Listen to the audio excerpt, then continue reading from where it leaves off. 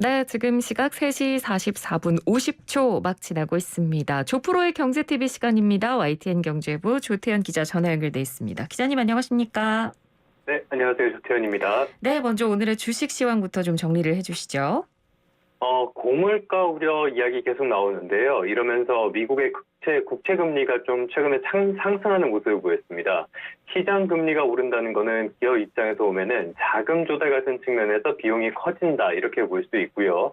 또 큰 손들이 안전자산인 국채 쪽으로 자금을 옮길 수도 있다 이렇게도 받아들일 수 있겠습니다. 네. 이런 영향이 겹치면서 뉴욕 증시가 일제히 급락했는데요. 국내 주식시장도 같은 이유가 영향을 미치면서 약세를 보였습니다. 결국에 코스피가 0.98% 내린 2666.76으로 2660선까지 물러섰고요. 외국인이 5거래일 연속 순매도를 했고 개인이 6거래일 연속 순매수를 했는데 이런 측면에서 보면은 수급 측면에서도 시장이 좀처럼 반등의 계기를 찾지 못한다라고도 볼 수 있겠습니다. 네. 코스닥도 0.87% 내렸고요.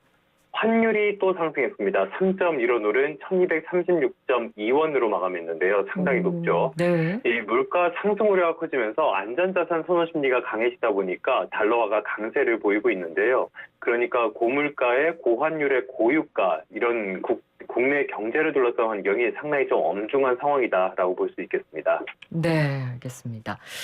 자, 요즘 코로나19 시대를 지나면서 아마 더 많이 늘어났을 것 같습니다. 배달 애플리케이션으로 음식 주문하시는 분들 많으실 것 같은데 대표적인 배달 애플리케이션 업체죠. 배달의 민족 매출액이 굉장히 많이 성장했네요. 네, 이 배달의 민족을 운영하는 우아한 형제들이 공시한 내용인데요. 지난해 우아한 형제들의 매출액이 2조 원이 조금 넘어서 1년 만에 85%가 넘게 증가했습니다. 7년 전인 지난 2014년과 비교하면 무려 70배나 성장했는데요. 네. 이 우아한 형제들이 설립된 건 지난 2011년 3월이었습니다. 당시 자본금이 3천만 원이었는데 10년 만에 매출 2조 원 회사로 성장했다라고 볼 수 있겠고요. 말씀하신 것처럼 배달 애플리케이션이 생활 속에 깊게 자리 잡았다는 점에 더해서 코로나19로 외식을 꺼리게 된 것, 이것도 큰 영향을 미친 것으로 보입니다. 예. 실제로 코로나19 사태가 터진 지난 2020년에 처음으로 매출액 1조 원을 넘어서기도 했습니다. 그런데 아직까지 수익이 많이 난다고 보긴 좀 어려워 보이는데요. 네. 지난해 우아한 형제들의 영업이익은 100억 원 수준에 그쳤습니다. 1년 전보다는 오히려 흑자 규모가 줄어들었고요. 지금까지 말씀드린 거는 개별 기업을 대상으로 하는 별도 회계 기준인데요. 일반적으로는 자회사까지 포함하는 연결 기준을 쓰죠. 이 연결 기준으로 봤을 때는 영업 손실이 757억 원이었습니다. 그러니까 3년 연속 적자였는데요. 네. 회사 측은 매출이 늘긴 했지만 라이더들한테 지급하는 배달비가 상당히 좀 높아졌다. 그래서 라이더들의 몸값이 그만큼 높아져서 이익이 늘지 않았다고 설명했습니다. 그렇군요. 기업의 성장세와는 좀 별개로 사실 이 좀 논란도 지금까지 계속 나오고 있는 건 사실이죠. 그렇죠. 네. 주로 이 수수료와 관련된 논란이 큰 상황입니다. 네. 지난 2020년에도 기억하실지 모르겠는데 요금제를 개편하겠다고 이야기를 꺼냈다가 자영업자들이 반발을 하면서 사과문을 내고 열흘 만에 철회한 적이 있었습니다. 지금은 단건 배달을 말하는 배민원이 논란의 중심에 섰는데요. 한 번에 한 집만 배달하는 서비스를 말합니다. 그러니까 아무래도 배달 속도가 빠르다는 장점이 있겠죠. 그런데 배달비가 높아서 좀 논란이 되고 있습니다. 네. 최근에 이 단건 배달 요금 체계를 바꿨는데요. 중개 수수료가 6.8% 그리고 배달비가 6천 원이 붙습니다. 수수료도 배달비도 오른 것이라고 보면 되겠는데요. 다른 단건 배달하는 곳도 있죠. 바로 쿠팡이츠입니다. 네. 여기는 중개 이용료가 9.8% 조금 더 높아요. 그리고 배달비는 5,400원으로 이건 조금 더 낮습니다. 배달비는 일반적으로 음식점주가 재량으로 소비자와 분담할 수 있는데요. 네. 반반 정도로 부담하는 경우가 많다고 하더라고요. 네. 여기에 대해서 음식점주들의 반발이 상당히 거센 상황입니다. 음식점주들이 공개한 정산 내역서를 보면은 27,000원어치 음식을 판매한 뒤에 정산된 금액이 18,000원이었습니다. 거의 9,000원을 이 플랫폼에서 떼간 건데요.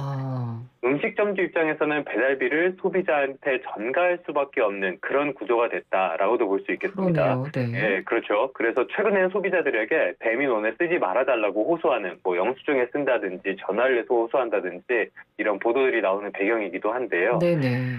논란이 커지니까 배달의 민족 측에서 입장문을 내놨습니다. 10,000원짜리 음식을 판매하면은 배민 수수료가 680원에 불과하다고 설명을 했어요. 중개 수수료가 수익의 전부 그리고 6.8%라서 상당히 저렴한 편이라고 강조를 했습니다. 배달비 6,000원이 따로 붙는데 실제로는 배달에 들어가는 경비라서 수수료 수익은 아니라고 주장했는데요.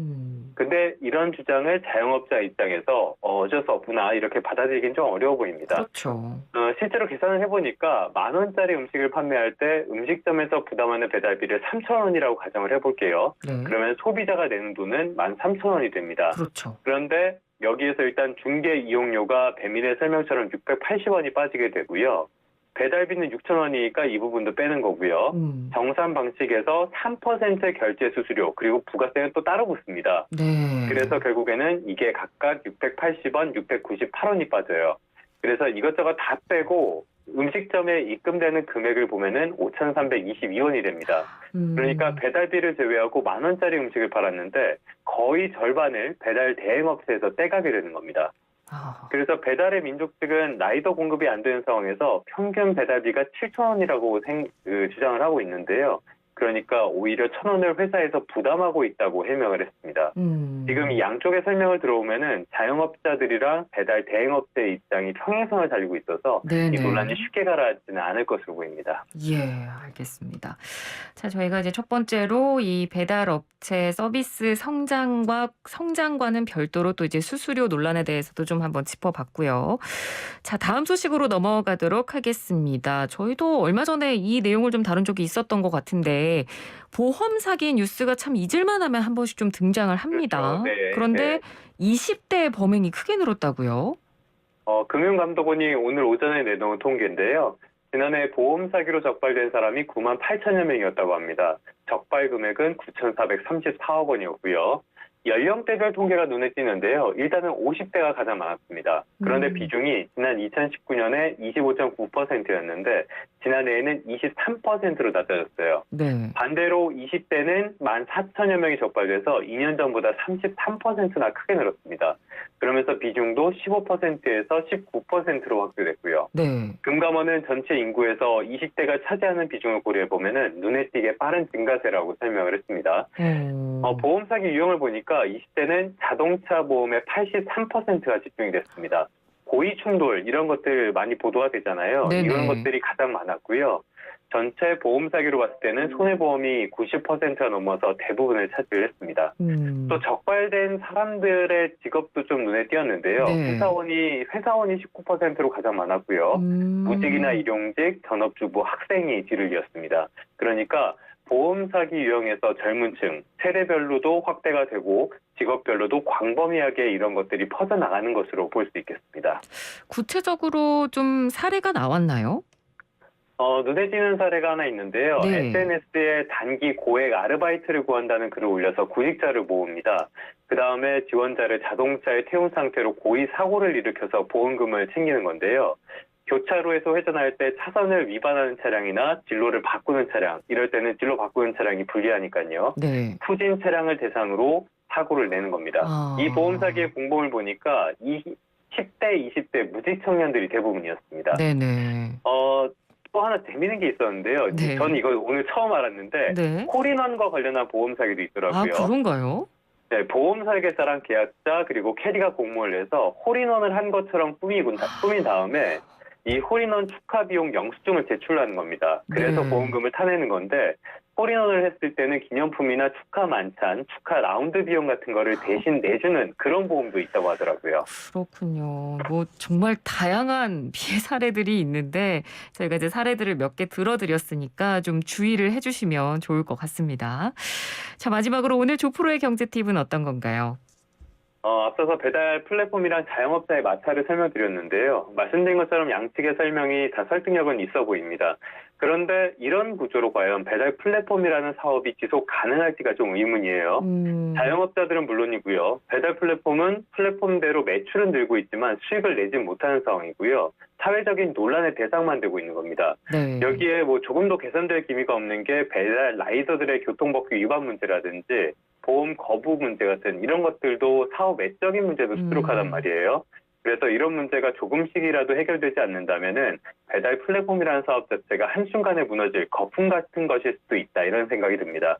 그래서 소비자와 자영업자, 플랫폼, 배달 노동자가 모두 윈윈할 수 있는 상생안이 필요하다고 말씀드리겠습니다. 네, 알겠습니다. 오늘 말씀 잘 들었습니다. 고맙습니다. 네, 고맙습니다. 네, YTN 경제부 조태현 기자였습니다.